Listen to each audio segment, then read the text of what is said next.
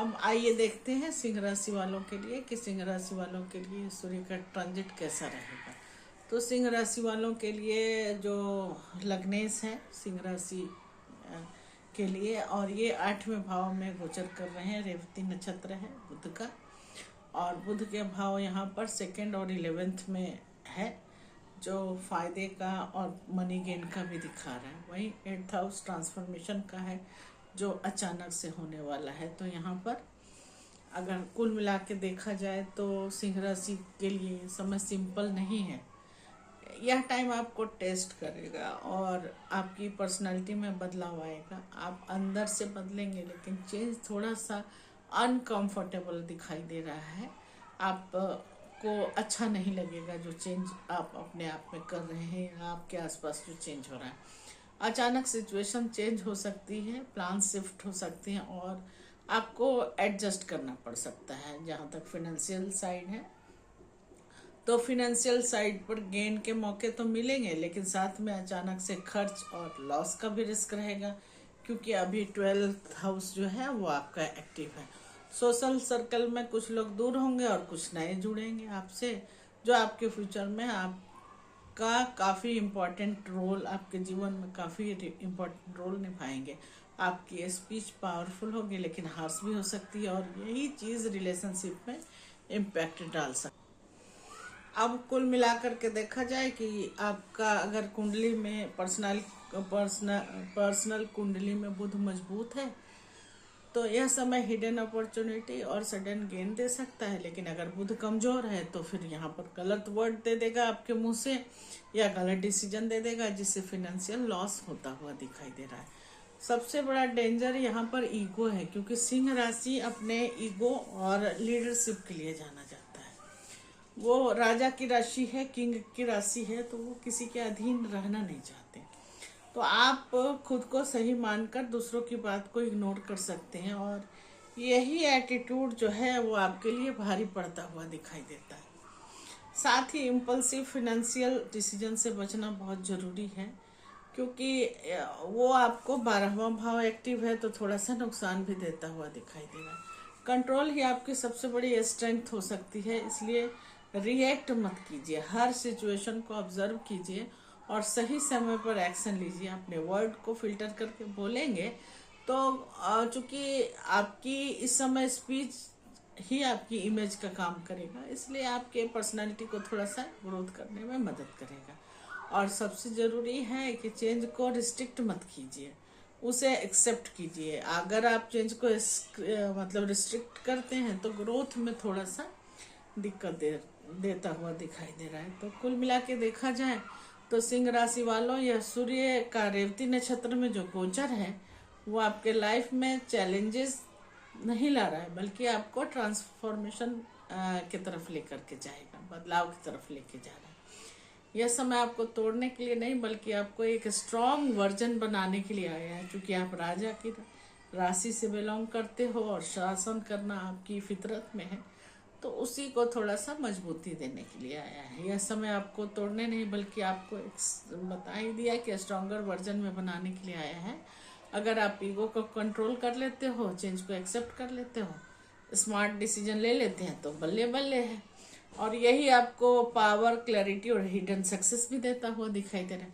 लेकिन अगर आपने स्टबर्न एटीट्यूड को रखा तो सिचुएशन आपके कंट्रोल से बाहर जा सकती है। इसलिए इस गोचर का सार जो है वो control yourself, accept changes and rise stronger, तो यहाँ देना है।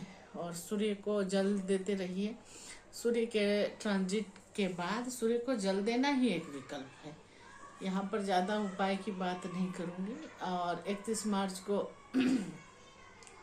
सूर्यदेव ने प्रवेश कर रहा है, उसका इम्पैक्ट बहुत तेज़ी से लोगों पर आ रहा है, तो यहाँ पर थोड़ा सा ध्यान देने की बात है। अब कन्या राशि के लिए देख लेते हैं कि कन्या राशि के लिए सूर्य का गोचर क्या लेकर के आया है। तो यह समय आपको सिखा रहा है कि कैसे सही बात कहनी है, कैसे सही रिलेशनशिप को मेंटेन करना है, और कैसे खुद को बैलेंस करना है। यही सिखाने के लिए आपको सूर्य का गोचर आया है। तो बैलेंस यहाँ पर सबसे ज़रूरी है। अगर आपने कम्युनिकेशन संभाल लिया ओवर थिंकिंग को कंट्रोल कर लिया तो पेशेंस रखा अगर, तो सब कुछ आपका अच्छा रहेगा कन्या राशि वालों के लिए। और इसके अलावा हर बात पर जवाब देना ज़रूरी नहीं है, साइलेंस रखना ज़रूरी है, यही सॉल्यूशन है। पार्टनर और क्लाइंट को क्लैरिटी से और कामली समझाएं। इसके अलावा ओवर थिंकिंग से बचें, सबसे बड़ा ओवर थिंकिंग ही यही है इस ट्रांजिट का। हर बात को एनालाइज करेंगे और वही जो एनालिसिस करेंगे वो कंफ्यूजन में कन्वर्ट हो जाएगा। तो उधर थोड़ा सा एक्टिव होने की ज़रूरत है, थोड़ा सा ध्यान देने की ज़रूरत है। रिलेशनशिप में छोटी बात को भी बड़ा बना लेंगे आप अगर कंट्रोल नहीं किया तो इन सब चीज़ों पर ध्यान रखेंगे। अगर कुंडली में बुध मजबूत है आपका तो सब कुछ अच्छा अच्छा होगा। अगर गड़बड़ है, बुध की स्थिति ठीक नहीं है, तो कम्युनिकेशन, ओवर थिंकिंग से रिलेशन और इमेज दोनों पर इम्पैक्ट आ सकता है। इसके अलावा अगर हम बात करें तुला राशि की, तो तुला राशि के लिए क्या लेकर के आया है ये ट्रांजिट, ये मैं आपको बताती हूँ। तो तुला राशि वालों के लिए सूर्य 11वें भाव, जो बहुत ही सुंदर भाव है, 11वां भाव के स्वामी होकर के 6ठे भाव में गोचर कर रहे हैं, और वो भी रेवती नक्षत्र जो बुध के नक्षत्र में है। यहाँ एक प्रैक्टिकल एक्टिवेशन बन रहा है। 11वां भाव जो है वो गेन का होता है और डिजायर्स का भी होता है। 6ठा भाव कंपटीशन का, एनिमीज का और डेली वर्क का होता है। इसके साथ 6ठे घर को संघर्ष से भी जोड़ते हैं। तो 9 और 12 जो है वहाँ पर बुध की राशियाँ हैं, तो यहाँ पर थोड़ा सा लंबी दूरी की यात्रा भी बता रहा है। वही income, competition, luck, hidden effort, ये 4 पिलर पर आपका समय अभी चल रहा है, जब तक कि 14 अप्रैल को अश्विनी में सूर्य देव ट्रांजिट नहीं कर जाते। तो चलिए देखते हैं प्रेडिक्शन कैसे निकाल ले। इस समय आपके लिए ये समय आसान नहीं है, लेकिन प्रोडक्टिव जरूर है। आपको गेंस मिलेंगे, लेकिन मेहनत और स्ट्रगल के बाद जॉब और बिजनेस में कंपटीशन बढ़ेगा। आपको खुद को ही इम्प्रूव करना पड़ेगा और वही आपके लिए अच्छा है। डेली रूटीन की बात करें तो वो काफ़ी हेक्टिक दिखाई दे रहा है और वर्कलोड काफ़ी बढ़ता हुआ दिखाई दे रहा है। कुछ हिडन एनिमीज एक्टिव हो सकते हैं, लेकिन आप उन्हें हैंडल कर पाएंगे और स्मार्टली हैंडल कर पाएंगे। अगर आप स्मार्ट रहे तो फाइनेंशियल ग्रोथ पॉसिबल है, लेकिन स्लो और स्टेडी तरीके से। हेल्थ को इग्नोर करना आपके लिए भारी पड़ सकता है। हेल्थ को इग्नोर करना बिल्कुल नहीं इग्नोर करना है, खास करके स्ट्रेस और रूटीन बैलेंस को। वहीं अगर देखा जाए तो आपकी कुंडली में बुध मजबूत है तो सब कुछ ठीक है। बुध गड़बड़ है, अगर गलत राशि पकड़ लिया है, उस पर राहु केतु की दृष्टि है, तो आप दूसरों से कंपैरिजन करेंगे और अपने पीस को ख़त्म कर देंगे। अपने रूटीन को डिसिप्लिन में रखें, यही आपकी सबसे बड़ी स्ट्रेंथ बनेगी। और कंपटीशन से डरे नहीं, बल्कि उससे उसको मोटिवेशन बनाएं। हेल्थ को काफ़ी प्रायोरिटी देने की ज़रूरत है, क्योंकि 6ठा भाव एक्टिव है तो थोड़ा सा हेल्थ इशू ला सकता है। लेकिन अगर आप थोड़ा सा पॉजिटिव रहेंगे और रूटीन में रहेंगे तो ये कर्मा अलाइनमेंट अपने आप हो जाएगा। और सबसे ज़रूरी बात है कि खुद को दूसरों से कंपेयर करना बंद कीजिए। कुल मिला के देखा जाए तो तुला राशि वालों के लिए सूर्य का जो रेवती नक्षत्र में गोचर है वो आपके लाइफ में स्ट्रगल नहीं बल्कि स्ट्रक्चर्ड ग्रोथ लेकर के आया है। यह आपको सिखा रहा है कि कैसे प्रेशर में भी बैलेंस बनाया जाए, कैसे कंपटीशन में भी खुद को स्टेबल रखा जाए।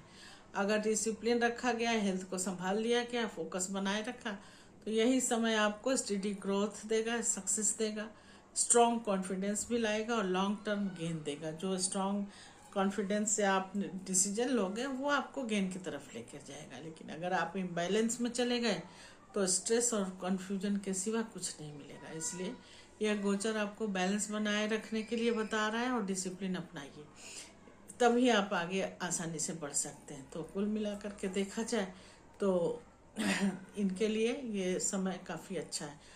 अब वृश्चिक राशि के बारे में बात करते हैं कि वृश्चिक राशि के लिए सूर्य का ट्रांजिट जो रेवती नक्षत्र में हुआ है 31 मार्च को, वो क्या लेकर के आया है। तो वृश्चिक राशि वालों के लिए जो सूर्य है 10वें भाव के स्वामी हैं और इस समय वो 5वें भाव में गोचर कर रहे हैं, रेवती नक्षत्र बुध में, मतलब अपने से अष्टम में गोचर कर रहे हैं।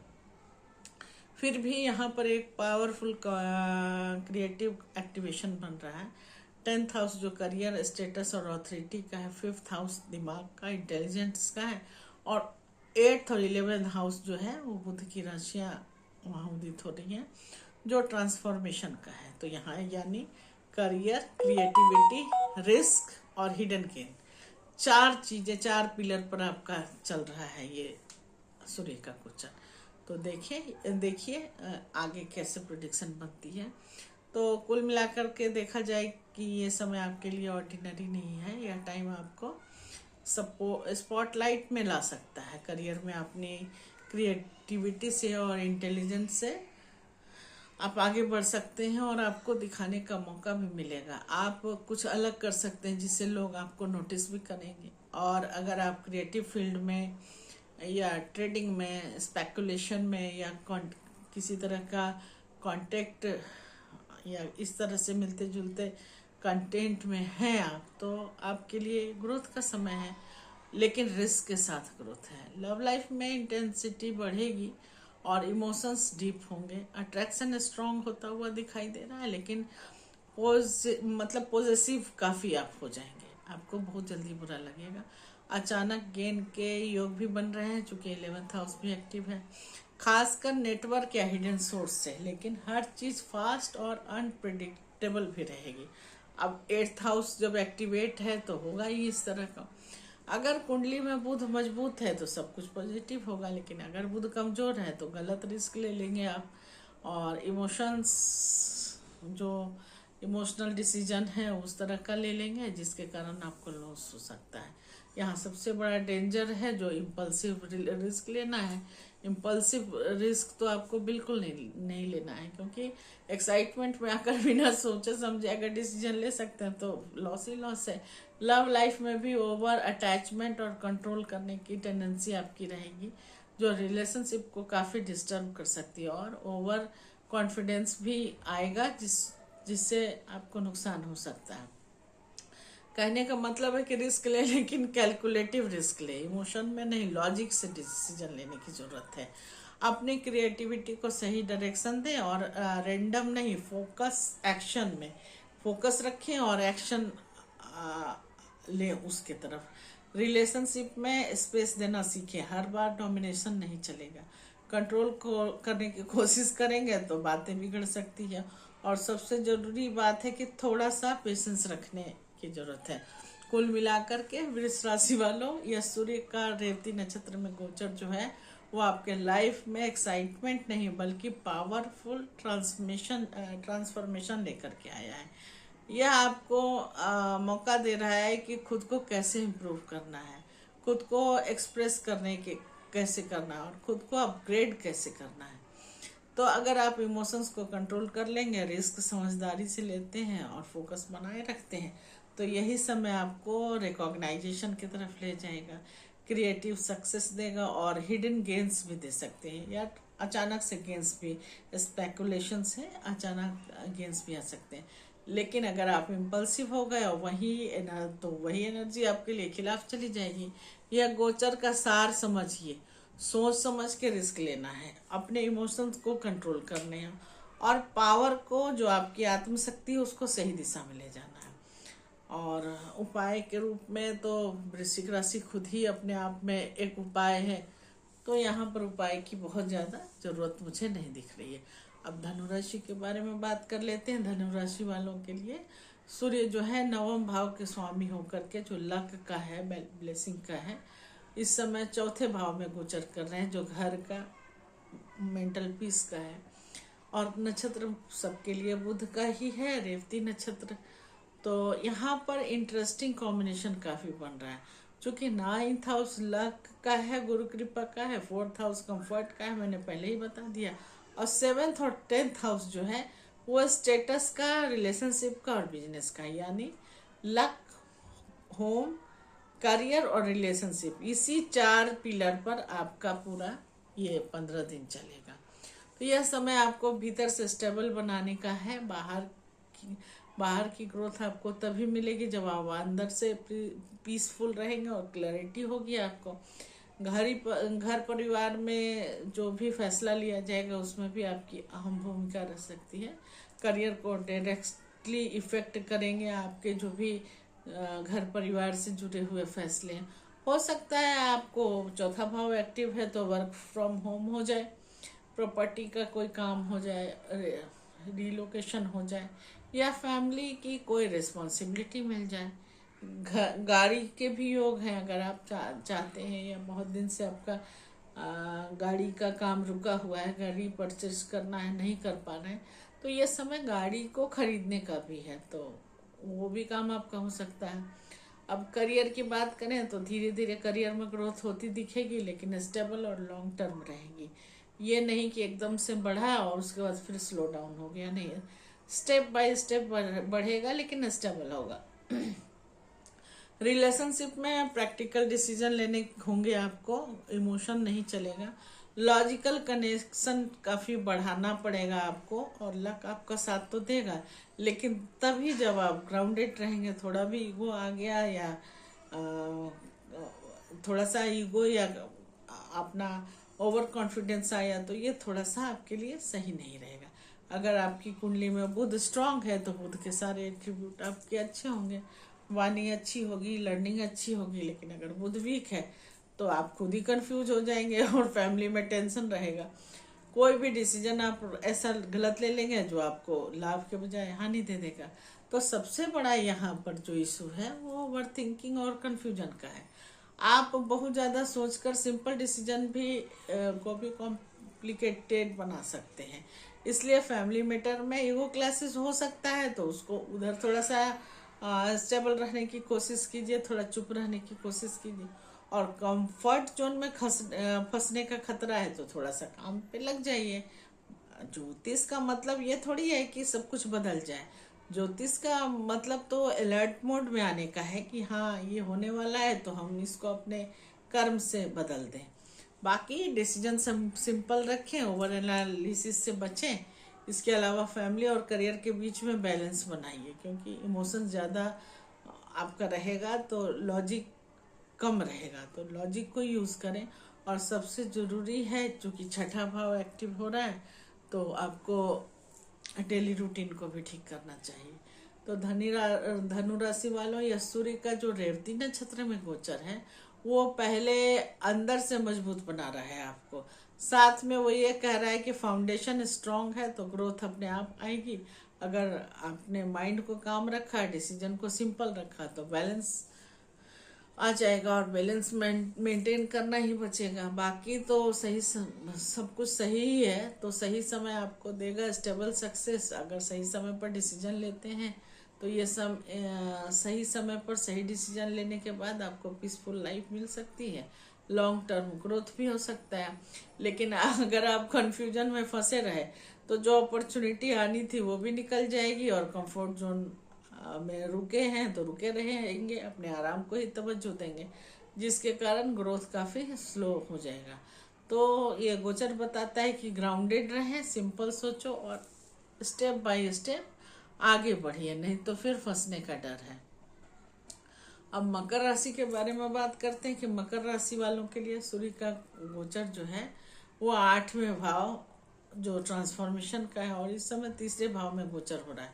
मतलब मकर राशि के अष्टम भाव का स्वामी होकर के सूर्य जो है वो गोचर कर रहे हैं 3रे भाव में, और रेवती नक्षत्र में जो बुध का नक्षत्र है। अब यहाँ पर एक पावरफुल कॉम्बिनेशन बन रहा है कि 8th हाउस सडन चेंज का है, 3rd हाउस आपकी मेहनत का है, और छठा और 9वां घर रूटीन और भाग्य का है। तो कुल मिला के देखा जाए तो अगर आप एफर्ट करते हैं तो भाग्य का साथ में, एफर्ट भी करते हैं और मेहनत भी करते हैं, रूटीन में आते हैं, तो भाग्य भी आपका साथ देगा और अचानक आपको ग्रोथ भी दिखाई देती है। तो यह समय आपको टेस्ट करेगा सबसे पहले तो, लेकिन साथ ही मजबूत भी बनाएगा। आपको बहुत एफर्ट लगाना पड़ सकता है, मेहनत बहुत करना पड़ता है, क्योंकि चीज़ें आसानी से मिलेगी नहीं, क्योंकि 3rd हाउस मेहनत का है और 8th हाउस थोड़ा देरी का है। लेकिन जितनी मेहनत करेंगे उतना सॉलिड रिजल्ट भी मिलेगा, ये भी तय बात है। करियर में सडन रिस्पॉन्सिबिलिटी आ सकती है, और वर्कलोड भी बढ़ता हुआ दिखाई दे रहा है। वही कम्युनिकेशन बहुत इंपॉर्टेंट रहेगा आपके लिए। आपकी बात करने का तरीका भी अलग रहेगा और अपॉर्चुनिटी बनाकर बिगाड़ सकता है अगर आपका बात करने का तरीका सही नहीं रहा तो छोटे छोटे एफर्ट डाल करके आगे कुछ बड़ा रिजल्ट भी क्रिएट होता हुआ दिखाई दे रहा है। वहीं सिबलिंग या नेबर से या क्लोज सर्कल से कोई इम्पोर्टेंट डिसीजन लेने में या रोल प्ले करने में मदद भी मिलती हुई दिखाई दे रही है। अगर आपकी कुंडली में बुध स्ट्रांग है तो ये सारे अच्छे होंगे, और जो गलत है, बुध किसी शत्रु राशि में है या पाप ग्रहों से दृष्ट है तो कंफ्यूजन और गलत कम्युनिकेशन दे देगा, या पाप अगर 3 में है तो उसके कारण अननेसेसरी स्ट्रगल बढ़ता हुआ दिखाई दे रहा है। सबसे बड़ा चैलेंज यहाँ पर है कि मेंटल प्रेशर रहेगा और फ्रस्ट्रेशन रहेगा। फ्रस्ट्रेशन के कारण दिमाग फ्लैक्चुएट करेगा, आपको लगेगा मेहनत ज़्यादा रिजल्ट कम है तो हम काम ही नहीं करें, इसको छोड़ दें। वहीं पर इम्पल्सिव रिएक्शन है जो आपकी इमेज को खराब कर सकता है, और छोटी छोटी बातों में लड़ाई हो गया, ईगो क्लैशेस हो गए जिसके कारण थोड़ा गड़बड़ आ गया। तो उपाय के रूप में कंसिस्टेंसी रखें, डेली अवॉइड करें और शॉर्टकट से बचिए। शॉर्टकट नहीं चलेगा यहाँ पर, क्योंकि कम्युनिकेशन क्लियर रखेंगे तो सोच समझ कर बोलेंगे, और फ्रस्ट्रेशन को कंट्रोल करेंगे, और फ्रस्ट्रेशन को कंट्रोल करेंगे तो रिएक्शन नहीं करेंगे, रिस्पॉन्स भी नहीं देंगे। यहाँ पर सबसे ज़रूरी है पेशेंस रखना, क्योंकि रिजल्ट डिले है, और डिले तो है लेकिन सॉलिड भी दिख रहा है। तो patience is most important thing for you.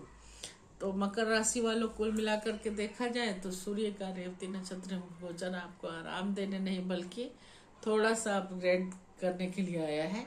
तो यह समय आपको सिखा रहा है कि सक्सेस शॉर्टकट से नहीं, मेहनत से आएगी, कंसिस्टेंसी से आएगी और एफर्ट से भी मिलती है।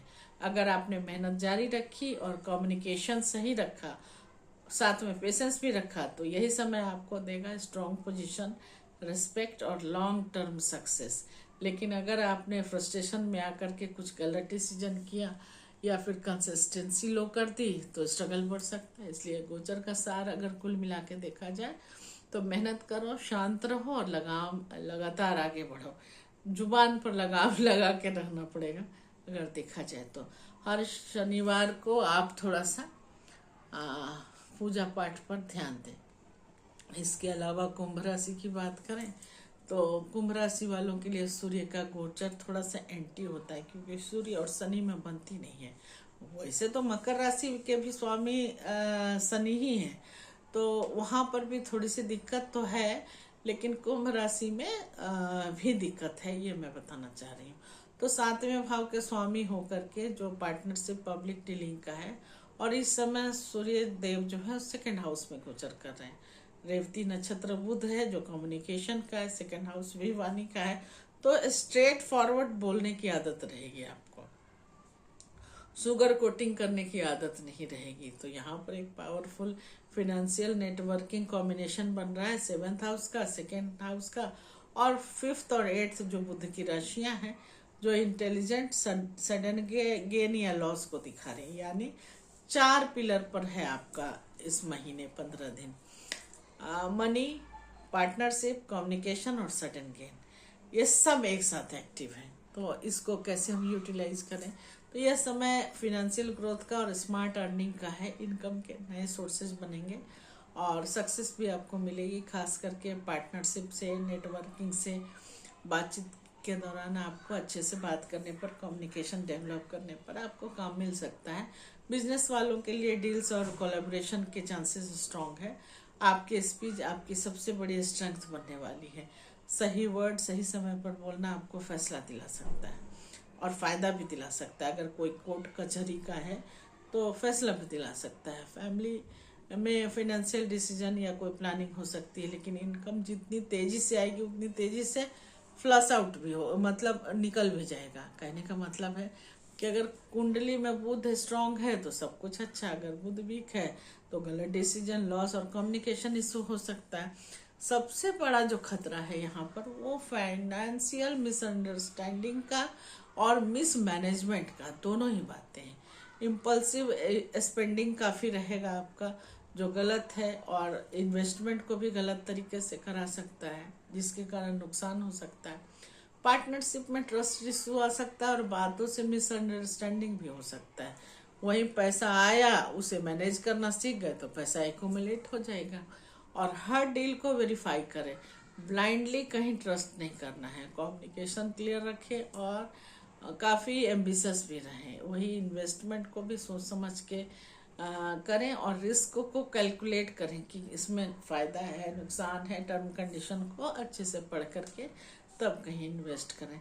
और सबसे ज़रूरी चीज़ है कि लॉन्ग टर्म सोच करके रखें, शॉर्ट टर्म नहीं कि आज हमने शेयर में पैसा लगाया कल हमें दुगना मिल जाए। ये जैसे चांदी बढ़ रहा है ना, 1.25 लाख से शुरू हुआ था, 4.5 लाख तक चला गया। अब जिन लोगों ने 3 लाख 3.5 लाख पर लगाया था ये सोच के कि हमें 10 लाख मिल जाएगा, आज उनका कितना घाटा हो गया। तो कैलकुलेटेड रिस्क लीजिए। और तो कुल मिलाकर के देखा जाए तो कुंभ राशि वालों के लिए सूर्य का जो नक्षत्र है रेवती नक्षत्र में गोचर, वो फाइनेंशियल अपॉर्चुनिटी और स्मार्ट ग्रोथ लेकर के आया है।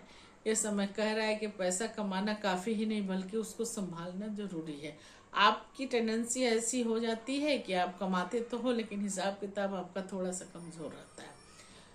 अगर आपने स्मार्ट डिसीजन लिया, कम्युनिकेशन को क्लियर रखा, पेशेंस भी रखा, तो यही समय आपको स्ट्रॉन्ग फाइनेंशियल ग्रोथ भी देगा और नेटवर्किंग पावर भी देगा, साथ में स्टेबिलिटी भी लाएगा लाइफ में। लेकिन अगर आपने इम्पल्सिव डिसीजन ले लिया, गलत लोगों पर भरोसा कर लिया जिसके चांसेस बहुत ज़्यादा हैं, तो लॉस भी पॉसिबल है। इसलिए ये गोचर आपको स्मार्ट सोच की तरफ दिखाता है कि ये स्मार्ट सोचिए और जल्दी से ट्रस्ट मत कीजिए। अब मीन राशि के बारे में बात करते हैं। मीन राशि वालों के लिए सूर्य जो है वो 6ठे भाव के स्वामी होकर के इस समय लग्न में गोचर कर रहे हैं। लग्न सेल्फ होता है, 6ठा भाव रोग ऋण शत्रु होता है। यहाँ पर एक डीप ट्रांसफॉर्मेशन कॉम्बिनेशन बन रहा है कि 6th हाउस स्ट्रगल का मैंने पहले ही बता दिया, यानी 4 पिलर पर आपका अभी 15 दिन 20 दिन चलेगा।